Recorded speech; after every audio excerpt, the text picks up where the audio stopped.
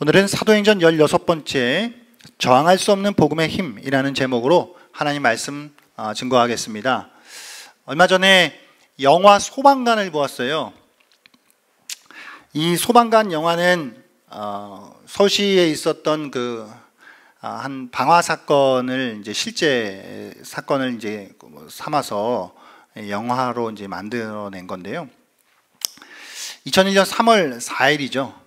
아직 날씨가 매우 쌀쌀한 또 시기였을 때 서울시 서대문구 홍제동의 다가구 주택에서 불이 납니다. 방화범은 집주인의 아들인 최 씨였어요. 이 일로 인해서 소방관 6명이 순직하고 3명이 부상을 입게 됩니다. 아마 이 일 이후로 소방 여러 가지 제도들이 많이 좀 개선이 되는 계기가 되었다고도 하는 그런 큰 사건이거든요.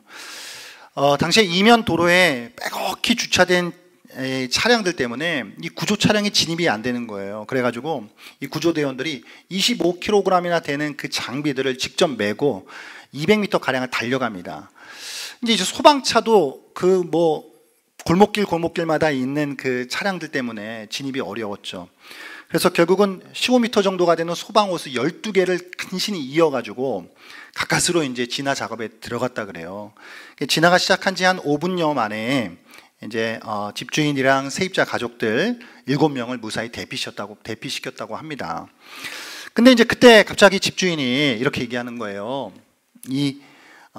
내 아들이 안에 있다 라고 그렇게 이야기를 하더랍니다. 그러자 이미 화마로 많이 뒤덮여 있는 주택에 다시 소방대원들이 구조대원들이 들어가서 찾기 시작했다는 거예요. 근데 찾아봤는데 이 최 씨가 없던 거예요. 이 방화범이죠. 이 최 씨가 없던 거예요. 그런데 집주인 이 선 씨가 사람이 안에 있는데 왜 구하지를 않느냐라고 하면서 계속 항의를 하자 당시 소방관들이 이 방화복이 아니라 방수복, 그러니까 그냥 비옷이죠. 비옷을 입고 있었음에도 불구하고 구조 대상자가 안에 있다는 말 한마디에 다시 주택으로 들어갑니다. 그렇게 소방관 10명이 구조 대상자를 찾기 위해 건물로 들어간 얼마 뒤에 결국은 이게 건물이 너무 노후가 돼가지고 이 2층짜리 건물에 그냥 순식간에 다 무너져 내리게 되는 거예요. 그래갖고 안에 있었던 소방대원들이 다 깔리게 되는데 어쨌든 그 주변에 있던 수많은 또 소방대원 200여 명이 모여서 필사적으로 사람들을 찾아내는데 결국 3명의 소방관은 구조를 했는데 나머지 6명을 결국은 숨지게 되는 그런 사건입니다. 더 안타까운 건 이 방화범 최 씨 집주인의 아들 일찌감치 건물에서 빠져나왔었다라고 하는 것이 정말 우리 마음을 좀 더 아프게 했죠.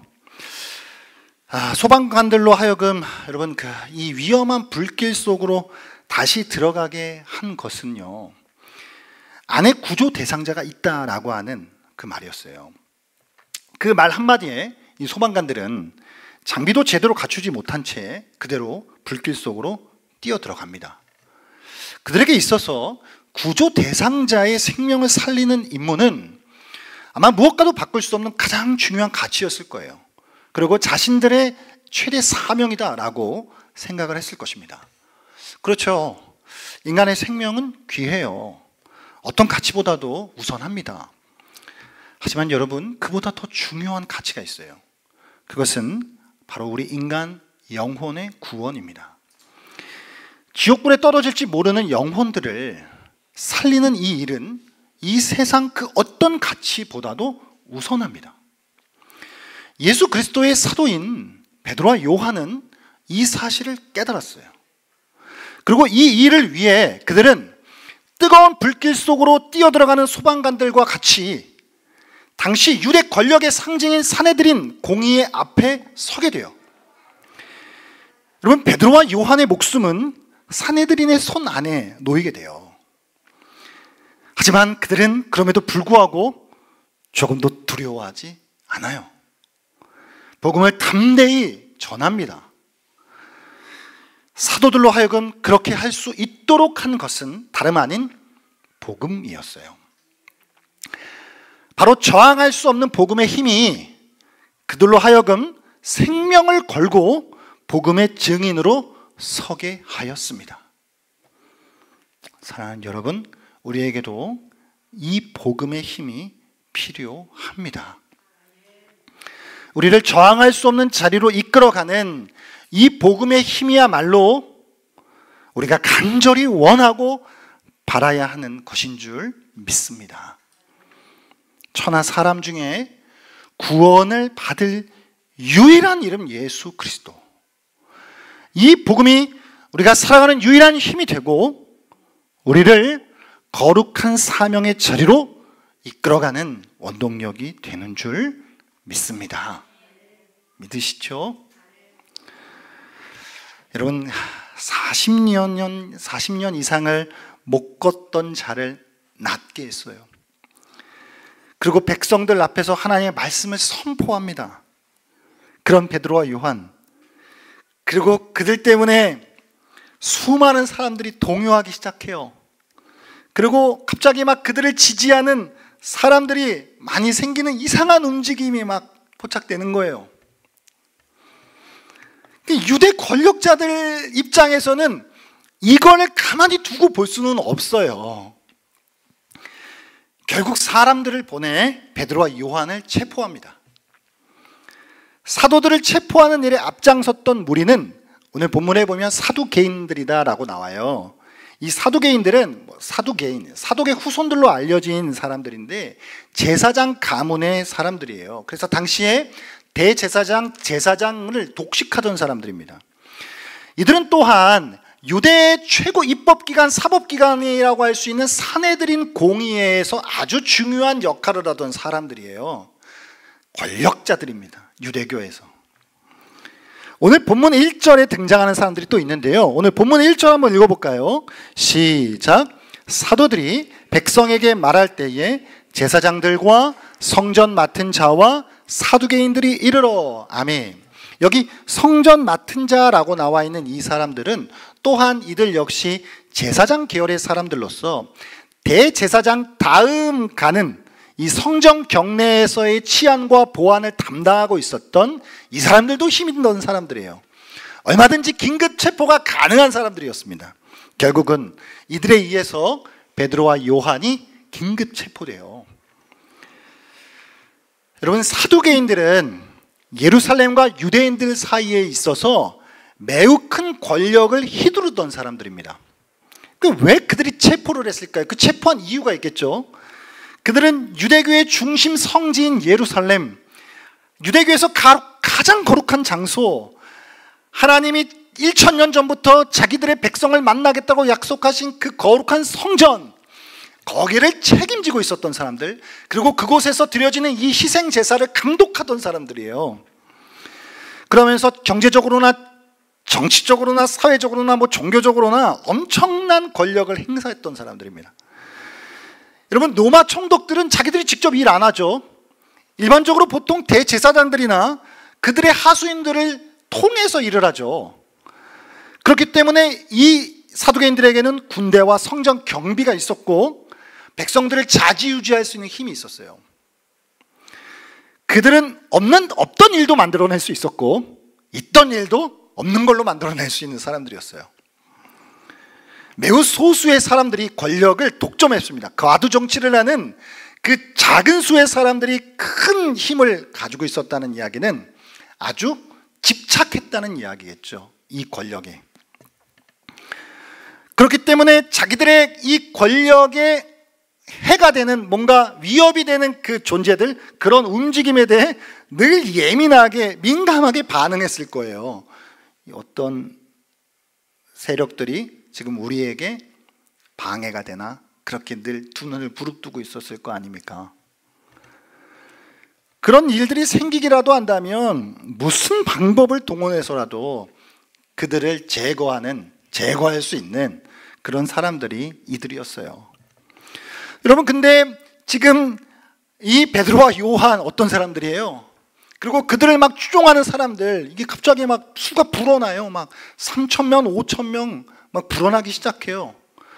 막 예수님을 메시아로 막 믿고, 막 어떤 사람들은 정말 환호하고 마음을 같이 하는 걸 보면서 아마 사두개인들이 생각할 때 여러 가지 이유들이 있었을 거예요. 이걸 일단은 잡아와야 되겠다. 일단은 이것들을 어떻게든 없애버려야 되겠다. 여러 가지 이유들이 있는데, 일단은 뭐 신학적으로는 사두개인들은 부활을 인정하지도 않았고, 근데 부활을 전해요. 또 정치적으로는 지금 당시 로마 황제의 입장에서 봤을 때 유대 예루살렘 안에서 지금 예수라고 하는 인물을 중심으로 사람들이 집결하고 있다. 게다가 예수를 막 왕으로 막 모신다. 그럼 이게 지금 로마에 대해 대적하는 그 움직임이 여기서 잡히는 거예요.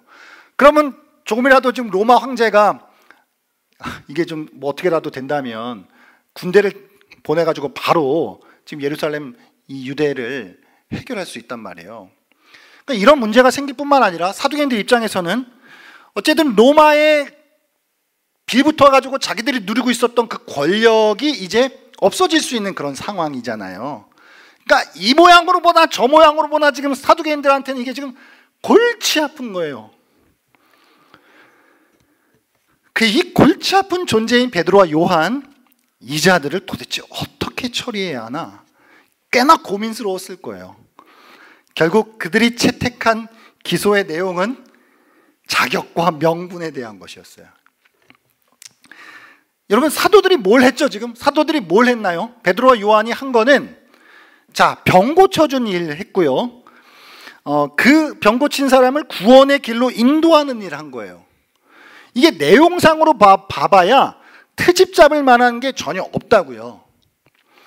사도들이 하나님을 대놓고 부인한 것도 아니고 하나님을 대적하여서 무리들을 성동한 것도 아니에요. 그렇기 때문에 유대 권력자들은 어쩔 수 없이 자격 문제를 들고 올 수밖에 없었어요. 한마디로 메시지 공격하기가 어려우니 메신저를 공격한 꼴이 되었다는 것이죠. 그들이 시비를 걸 수 있는 건 그것밖에 없었던 거예요. 게다가 지금 민심이 사도들을 향해 막 동정표가 쏟아지고 있어요. 뿐만 아니라 수천 명의 사람들이 막 교회 안으로 막 그리스도의 도를 믿고 막 들어옵니다. 유대 권력자들 입장에서는 참으로 난감하죠. 그래서 자격 문제를 따지고 들어요. 이 이야기는 한마디로 이런 거죠. 니들 어느 신학교 나왔어? 니네 교단이 어디야? 정통 교단 맞아? 니네 누구한테 배웠어? 이걸 묻고 따지는 거예요. 이 자격 문제를 가지고. 여러분, 베드로와 요한은 정식으로 율법 교육을 받은 사람들이 아니었죠. 평생을 고기를 잡던 매우 평범한 사람들이었습니다. 그들의 스승인 예수조차도 정식 랍비 교육을 받은 사람이 아니에요. 그런 면에서 볼 때 정통 율법 교육을 받고 엘리트 코스를 밟고 대대로 권력을 이어오는 이 사내들인 회원들의 입장에서는 이 베드로와 요한 이 일당들이 어느 것 하나 인정할 수가 없는 거예요. 이 자격 문제를 가지고. 이게 설교에 좀 쓰기가 어려운데 듣보잡 있잖아요. 이게 지금 듣도 보도 못한 예. 그래서 그걸 가지고 따지고 드는데, 이제 사도들이 무슨 자격으로 누구의 이름으로 이런 일을 행하느냐라고 묻는 자들을 향해 성령이 충만하여 대답을 해요. 십자가에서 죽으시고 죽은 자 가운데서 다시 살아나신 나사렛 예수 그리스도를 선포합니다. 40년 이상 못 걷던 자가 일어난 것도 바로 예수 그리스도의 이름으로 일어난 이름을 알려줘요. 건축자들의 버린 돌로서 집 모퉁이의 머릿돌이 되셔서 천하 사람 중에 유일한 구원의 이름이 되신 예수 그리스도를 담대히 선포했다고요. 할렐루야. 그러니까 갑자기 이게 뭐지? 이 사내들은 공연 이게 말문이 막혀요. 오늘 본문 13절이에요. 4장 13절 말씀 한번 읽어보겠습니다. 시작. 그들이 베드로와 요한이 담대하게 말함을 보고 그들을 본래 학문 없는 범인으로 알았다가 이상히 여기며 또 전에 예수와 함께 있던 줄도 알고. 아멘. 아니 얘네들 뭐지? 어디서 배우지도 못한 애들이 얘네도 왜 이렇게 말을 잘하지? 이게 당황하는 거예요. 게다가 그들 옆에는 무슨 이유 때문인지 모르겠는데 병 나은 사람이 같이 서 있어요. 평생 한 번도 걸어본 적이 없다라고 하는 걸 성내 모든 사람들이 다 아는 그 사람이 서 있는 거예요. 그러니까 이거는 오늘 전문 용어가 많이 나오네. 빼박 증거잖아요. 빼도 박도 할 수 없는 이건 어떻게 할 수 없는 증거예요. 그러니까 더 이상 입이 떨어지지 않는 겁니다. 그럼 다음은 뭔 말을 해야 되지? 유대 권력자들은 이거를 부인할 수도 없고 그렇다고 인정할 수도 없고 참으로 난처하고 당황한 상황에 빠지게 되는 것이죠. 그러자 그 사내들인 공회원 회원들이 사도들을 향해 당신들 일단 나가 있어.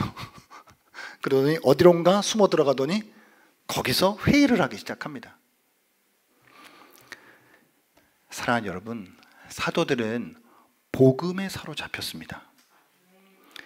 다른 이로서는 구원을 받을 수 없으며 오직 한 이름, 구원의 이름 예수 그리스도를 주셨음에 그들 전 존재가 휩싸여 있었어요. 그들 앞에 서 있는 자들이 누구였든지 간에 자기들의 목숨을 결정지을 수 있는 사람들이었다 할지라도 그건 중요하지 않았습니다. 사도들에게 있어서 하나님의 말씀을 듣지 않고 사람의 말을 듣는 것은 차라리 죽는 것보다 더 할 수 없는 일이었다는 것이죠. 평생 고기밖에 잡아보지 못한 그들은 복음의 강력한 힘 앞에서 도무지 저항할 수 없었어요. 복음을 위해 그들의 생명을 던지게 되었던 것입니다.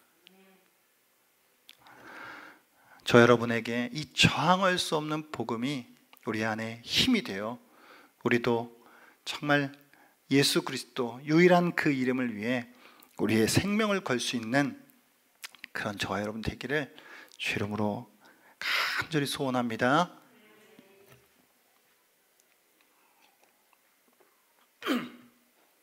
베드로와 요한으로 하여금 이 놀라운 일을 행하게 한 것은 결국 복음의 힘이에요. 그것은 정식적인 신학교 수업을 받았기 때문도 아니고 유명한 랍비 문화에서 어떤 코스를 밟았기 때문도 아니에요. 단지 그들 안에 있는 저항할 수 없는 복음의 힘이 그들로 하여금 담대히 복음을 선포하게 하였습니다. 유대 최고의 기관인 사내들인 앞에서도 쫄지 않고 담대할 수 있게 했어요. 여러분, 그 19세기에 위대한 복음 전도자라고 불리는 D.L. 무디라고 하는 사람 들어보셨죠? 이 D.L. 무디는 오늘날로 따지면 초등학교 5학년 정도의 공부밖에 하지 못했던 사람이에요. 하지만 그는 이 땅에 있어서 그 누구보다도 그의 강력한 복음의 선포를 통해 정말 수만의 사람들을 하나님께로 돌아오게 하는 정말 놀라운 복음의 열매를 맺으며 살았던 사람이에요. 그 20세기 최고의 강의 설교자라고 불리는 마틴 로이드 존스 목사님이 있어요. 이분이 원래 총망받던 의사입니다. 왕국 의과대학을 출신이고 앞길이 창창한 사람이었어요. 세상 관점으로. 그런데 어느 날 이 사람이 설교자로 부름을 받아요. 그리고 세상 관점으로는 성공적인 삶을 살 수 있는 그 길을 버리고 목회자의 길을 걷게 됩니다. 로이드 존스 목사님은 정식으로 신학교 수업을 받지 않아요. 혼자 독학으로 신학을 공부해요. 그러나 그는 지금까지도 수많은 목회자들에게, 수많은 설교자들에게 가장 큰 영향을 주고 있는 설교자요 목회자 중에 한 사람이에요. 여러분, 초등학교 교육도 받지 못한 D.L. 무디이든지 아니면 영국 왕립의과대학의 고등교육을 받은 로이드 존스이든지 그들이 수많은 영혼을 살리고 세우는 일을 놀랍게 감당하며 살 수 있도록 한 힘은 뭔가요? 배우지 못했기 때문에 그게 한이 맺혀 더 열정적인 삶을 살아가게 한 것도 아니에요. 많이 배웠다라고 해서 그것이 힘이 되어서 그 사람이 강력한 사역을 하게 한 것도 아니에요. 그 두 사람의 공통점은 바로 복음이었어요. 바로 복음의 힘이 그들로 위대한 전도자요, 설교자로 살아가게 한 것입니다. 그들은 주체할 수 없이 솟아오르는 이 복음의 힘을 통해 그렇게 살아갈 수 있었어요. 오늘 본문에 나오는 베드로와 요한처럼요. 할렐루야. 복음은 사도들이 그들의 생명을 아낌없이 바칠 수 있는 유일한 가치였습니다. 그들은 복음을 등지느니 차라리 죽음을 선택한다고 했어요. 여러분, 우리 개신교도들, 카톨릭과 대비한 개신교도들을 흔히 프로테스탄트라고 부르기도 해요. 이 말의 뜻은 저항하는 자들이라고 하는 뜻이죠. 1500년대 종교개혁 당시 이 프로테스탄트들은 저항하는 사람들이었어요. 그럼 이들은 뭐에 저항했나요?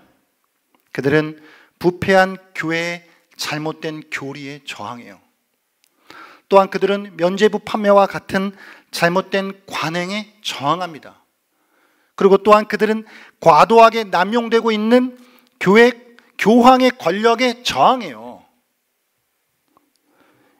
이처럼 우리 개신교도들, 프로테스탄트의 근본 정신은 저항하는 거예요.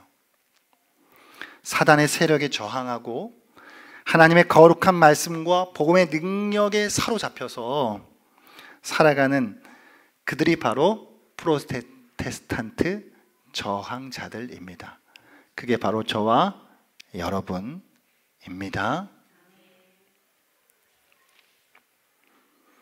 하지만 우리가 저항할 수 없는 한 가지가 있어요. 그것은 바로 복음의 힘입니다. 복음의 능력이야말로 우리가 도무지 저항할 수 없는 거예요. 복음의 힘은 한 사람의 삶을 송두리째 바꿔버립니다. 그가 많이 배운 사람이든 아니 그가 덜 배운 사람이든 그런 건 아무런 문제가 되지 않아요. 복음에 사로잡힌 사람은 저항할 수가 없어요. 그리하여 복음을 위해 살아가게 됩니다. 사랑하는 여러분, 우리에게는 이 힘이 필요해요. 저 안에 구조 대상자가 있다는 말 한마디에 뜨거운 불길 속으로 뛰어 들어가는 소방관들과 같이 여기에 전도 대상자가 있습니다. 여기에 복음이 필요합니다. 라는 말 한마디에 어디든지 뛰어갈 수 있는 그 복음의 힘이 저와 여러분에게 필요합니다.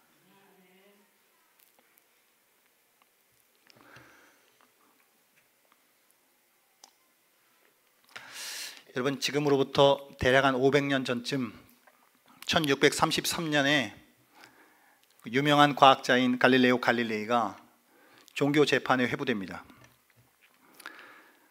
당시 하늘이 움직인다라고 하는 천동설을 굳게 믿고 있었던 거대한 세력 앞에 하늘이 움직이는 것이 아니라 지구가 움직인다라고 하는 지동설을 주장하는 그의 주장에 대해 당신이 지금 그 주장을 철회할 것이냐라고 하는 질문에 결국 갈릴레이는 이렇게 선언할 수밖에 없게 되죠. 맹세코 포기하며 저주하고 혐오한다 라고 말이죠. 그래도 어쨌든 그래서 살아요. 그래도 지구는 돈다라고 하는 그 유명한 말, 또 보니까 실제로 갈릴레이가 했는 말인지는 잘 모르겠어요. 어쨌든 그가 발견한 자연의 위대한 법칙, 하늘이 돌아가는 게 아니구나, 지구가 돌아가는 것이었구나 라고 하는 지동설의 위대한 자연 법칙을 그가 발견했고, 그거를 위해 온 일생을 바쳤지만 생명을 걸 수까지는 없었던 거예요. 그러나 그보다 대략 100년 전 1521년 종교개혁자 마틴 루터는 보름스 의회 앞에 서게 됩니다. 그보다 4년 전인 1517년 비텐베크 성당에 95개조의 반박문을 붙여놓고 오직 믿음으로만 구원받는다라고 하는 이신치기의 복음을 정하는, 그리고 그 많은 책들을 써내려가는 그 마틴 루터에게 거대한 캐톨릭의 그 권력이 그에게 이렇게 물어요.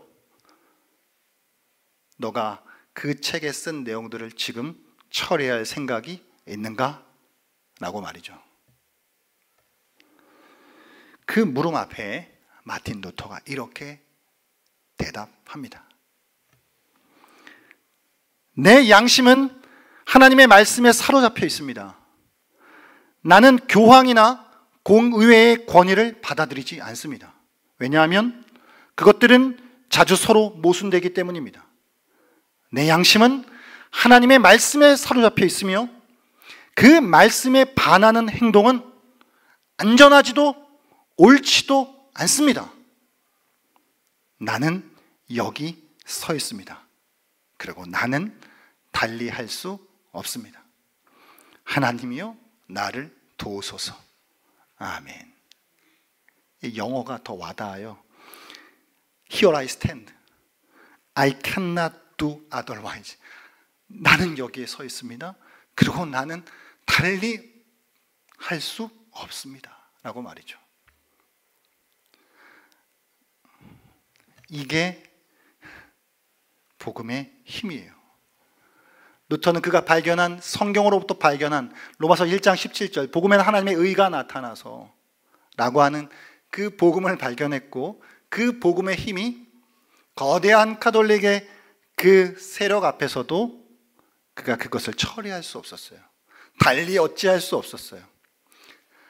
위대한 과학적 발견 중요하고 우리가 거기에 일생을 걸 수 있습니다. 그러나 그것이 생명을 걸 만한 가치는 아니겠죠.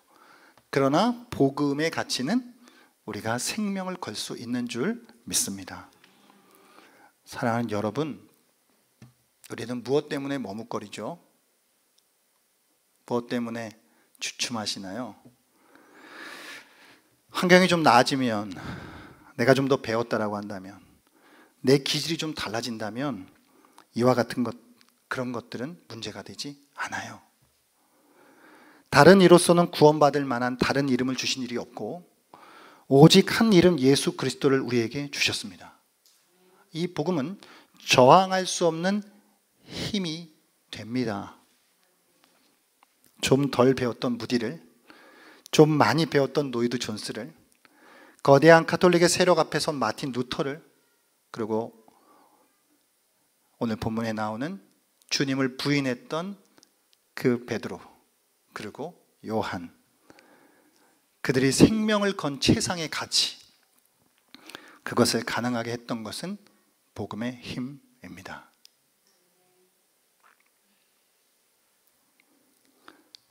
제가 잘 아는 목사님 중에 한 사람이 있는데요, 이 사람이 약간 대인기피증이 있어요. 1대1로 사람 만나는 걸 진짜 무서워하거든요. 근데 지금 목회를 잘해요. 뭐가 그렇게 할까요? 복음의 힘입니다. 여러분, 우리에게는 다른 뭐가 좀 더 채워지고 다른 무엇이 좀 더 나아지고 라고 해서 살아갈 수 있는 힘이 생기는 것이 아니라 지금 바로 저항할 수 없는 복음의 힘이 우리에게 최우선적으로 필요한 것이라는 사실을 우리가 기억했으면 좋겠습니다. 그래서 우리도 생명을 걸 만한 가치, 이 다른 이로서는 구원을 줄 이름을 주신 일이 없는 예수 그리스도의 유일하신 구원의 이름, 그 이름을 위하여 저 여러분도 우리의 생명을 걸 수 있는 그 자리까지 나아갈 수 있는 은혜가 있으시기를 주의 이름으로 축복합니다.